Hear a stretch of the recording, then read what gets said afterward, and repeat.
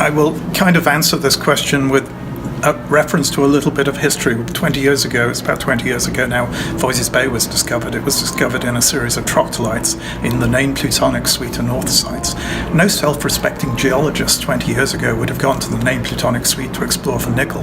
I would submit that probably the vast majority of exploration companies who'd looked at the idea of exploring in Labrador for nickel would have probably put those troctolite bodies pretty low down on their list of priorities, or they wouldn't even have identified the environment at all.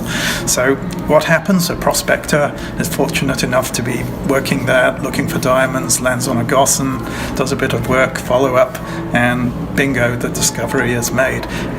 It takes something unusual, an unusual set of circumstances to make a discovery, and it also takes a willingness to accept that and then go and do the work and do the follow-up. I think the messaging from Nickel Mountain is very clear that it's a new environment. There's no reason why it can't be a highly prospective environment for nickel.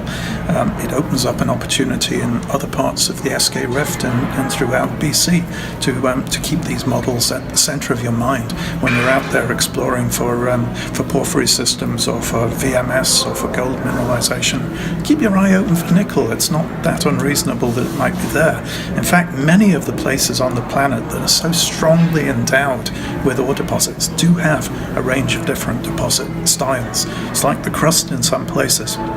It's just highly prospective. Maybe it's the longevity of the evolution of the crust, maybe it's the nature of the underlying mantle, but the conditions can exist, and the Eskay Rift to me is an absolutely classic example of one of those environments.